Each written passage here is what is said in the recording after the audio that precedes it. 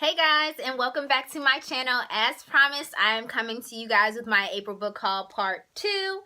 And yeah, it's a lot. I'm not gonna lie. I want to say that I controlled myself, but you know, I didn't.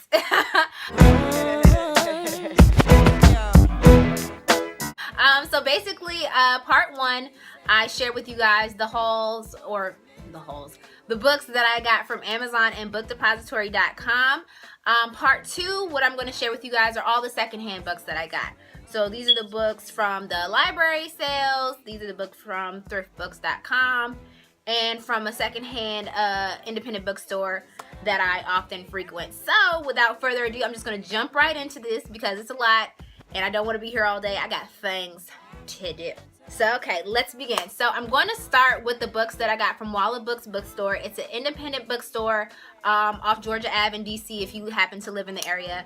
I've been going there a lot lately. I go there to trade in my used books, to get store credit, and I usually, whenever I go there, I'm always finding books in good condition, you know, no highlights, no markings or anything like that, and of course they're for a discounted price. So the first 2 books that I got, I was so excited to get because one, these are books that I have been looking for in used bookstores for months and can never find, or if I do, they're always like haggardous and just looking just beat down, and you guys know how I do with my secondhand books. They still have to be in pretty good shape. They're also in the editions that I wanted in these books. Like when I saw these editions, I was like, if I'm going to buy these books, I want it to be in these editions. So I literally found 2 books that I had been looking for months in the editions that I wanted in a la part, and both were under $7. Your girl was winning. The first one is Ann Patchett's Bel Canto. I've never read any Ann Patchett's work, but I've been wanting to read her stories for a while now. But I just don't know where to start, just because I haven't heard too many people on BookTube or Bookstagram, you know, comment on her work. But the reviews that I've seen online for these books have been really good, and the one that and I'm always seeing her books around, like they're always in, you know, Barnes and Noble. Like she has a new book, Commonwealth, out that I've been wanting to read, and of course State of Wonder. But Bel Canto has been one that's really was intriguing to me. It's like a heist / like romance with like opera and stuff. I have no idea, but the premise sounds great, and I just love this edition. I hope you guys can see that it has like this old text, and like it has like the music sheets behind it. It has this beautiful spine. This edition is just great. It's paperback, it has the flaps, and it has the deckled edges. So when I saw it for like $6, I was like, oh, that's getting got today. The second book is a really popular book. It's The Perks of Being a Wallflower by, I think it's Stephen or Steven Chbosky. I've seen the movie. I loved it. I cried. But I really wanted to read the book to relive that experience. But every time I go to look for the book, it's always in that movie edition. And while that's cool for some books, I really didn't like it for this book.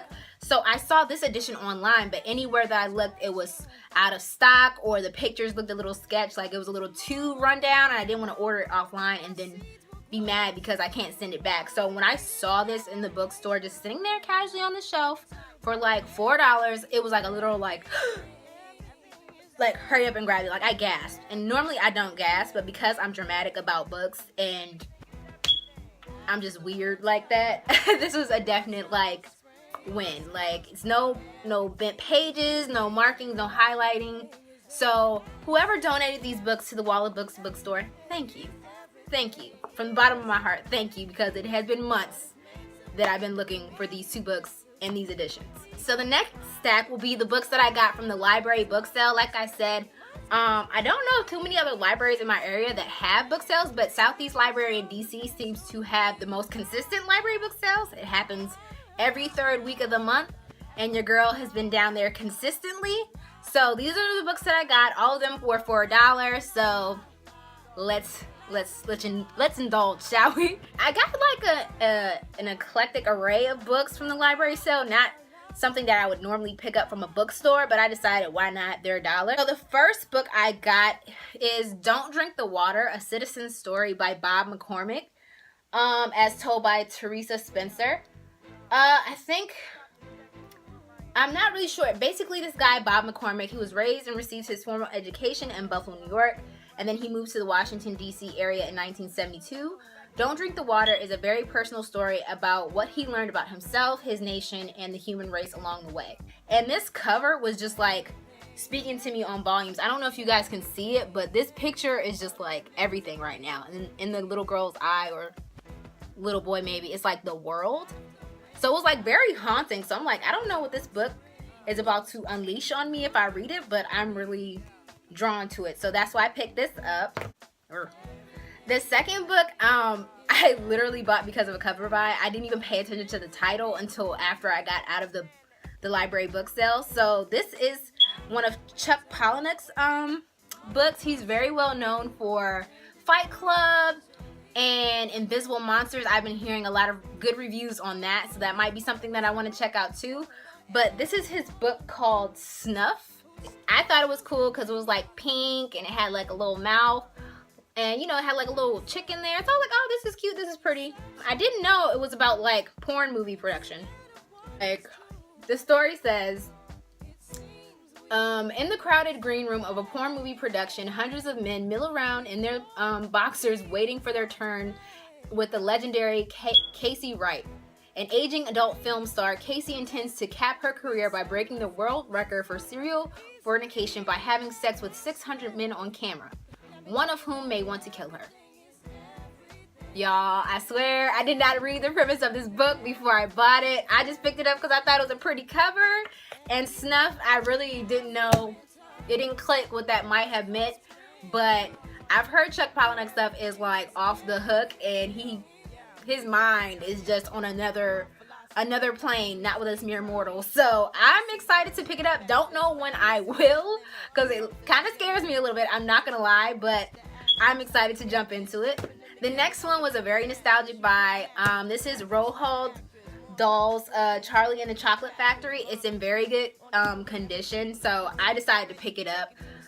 Funny thing is, I watched all the movie adaptations for his books, and I loved them. Like, when I tell you, my Matilda VHS was like so worn down that it started like skipping and would go to blue screen and would come back in the fuzzy sort of staticky way, because that's how many times I watched it. But I've never read the book, and I've never read Charlie and the Chocolate Factory. I've never read James and the Giant Peach, but these were all my favorite movies growing up. So I decided to pick up this book because I'm thinking that what I might try and do is start collecting the Roald Dahl books, so that way when I decide to have kids, you know, this will be something that we can share in together. But yeah, very good condition. It's like crisp. I can't even flip through the pages. That's how crisp this book is. And for $1, I was like, girl, go ahead, throw it in the bag. Just throw it in the bag. I'm weird, I know. The next book is Everything is Illuminated by Jonathan Safran Foer. What's so funny to me is that I bought his other book, I think it was Incredibly Loud and Extremely Up Close or something like that. Y'all don't know what I mean. I got it from the same library book sale when I went the first time. So when I saw his other book at the library book sale, I decided to go ahead and get it because I was like, why not? I was contemplating on getting it from the bookstore, but I wasn't trying to pay that much for it because I haven't read any of his other works before. Because it's like yellow and like hot pink, and you don't normally see that for like a guy's book. So I was like, okay. I was like, I'm with it. And it's cute. And I love yellow. So that's why I got it. The last book I got from the library book sale was Toni Morrison's A Mercy. Like I said, I'm really trying to get into Toni Morrison's work because anything that she's ever recommended or blurbed on, I've loved. So I was like, why not read her books? And so in my part 1 book called You Saw Me Hall Beloved and Song of Solomon, so when I saw her hardback book of A Mercy, I just went ahead and picked that up. It's in really good condition. It's a hardback and the cover is stunning. Like, I just stare at this all day and just, I don't even know if you guys can see that, but it's like the woods and a river. It's beautiful. Like, I could sit this up in my like room and just let it be art. And the last stack, I sort of went crazy. It's from thriftbooks.com. Like I said, they sell both new and used books, sometimes for a discounted price, but be careful because sometimes they'll send you editions that aren't really displayed in the photo, or they might, you know, have something marked good when it's kind of like not that good. And then of course, when they sell new books, sometimes they tend to be a little bit more expensive than they would be on Amazon. It's a very good site because you get a lot for your buck, but I would say still look on other sites too, because sometimes their prices may be a little higher or a little, you know, lower than other sites. Just FYI. So as you can see, like I said, I went crazy at Thrift Books because I love their site so much. The first two books are by the same author. They're by Eric Jerome Dickey. One is Friends and Lovers, and the other one is Sister Sister. These are like contemporary novels, African-American novels featuring African-American, you know, protagonists and things like that.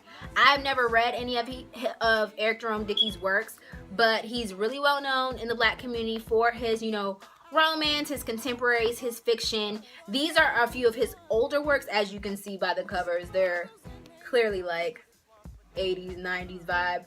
But he has more recent works, of course, but I decided to start off with a couple of his more, you know, his first works. And I actually got these recommendations from what is her, I'll link her page down below, but it's like Sensei something, and I love her channel. And she does book hauls sometimes, so when she did her last book haul, these two books were mentioned, so I decided to go ahead and pick them up. One's a romance and one's about like girlfriends, you know, going through life and, you know, struggling to find themselves in love, things like that. I have is Signal to Noise by Sylvia Moreno Garcia. This I actually heard about from Rincey Reads. I love her channel. Her channel was one of the first ones that I came across on BookTube, and she raves about this book. This is one of her favorite books, I think, from 2016. So of course I decided to go ahead and pick it up to see what all the fuss was about. It's an ex-library book, so it's paperback, but it has like this clear, like, laminate stuff on it, so I guess that's good for me because I'm always beating up my paperbacks. So I was really excited to find this on there. I got was The Martian by Andy Weir, however you say his name. Love the movie. I was like on the edge of my seat the entire time, and anybody who's ever seen the movie has told me to read the book because I don't love it that much more. So looked on Thrift Books, they had it. Great edition. It's a paperback. It's for me. So excited to get into this one. The next book that I'm going to talk about is something that I've really been wanting to read, especially because I am a counselor, and this book sort of focuses on that marginalized group of dealing with depression and PTSD. It's kind of a funny story by Ned Vicini. Ned Vicini, I heard, actually did commit suicide shortly after writing this book.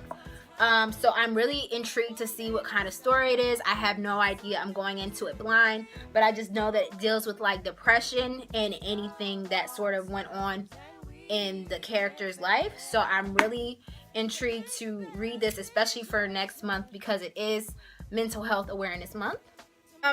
The next book that I have is The Sellout by Paul Beatty.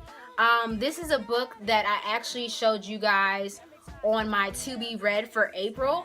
I did start reading this book already. I'm like 20 pages from finishing, but I had to turn the book back into the library.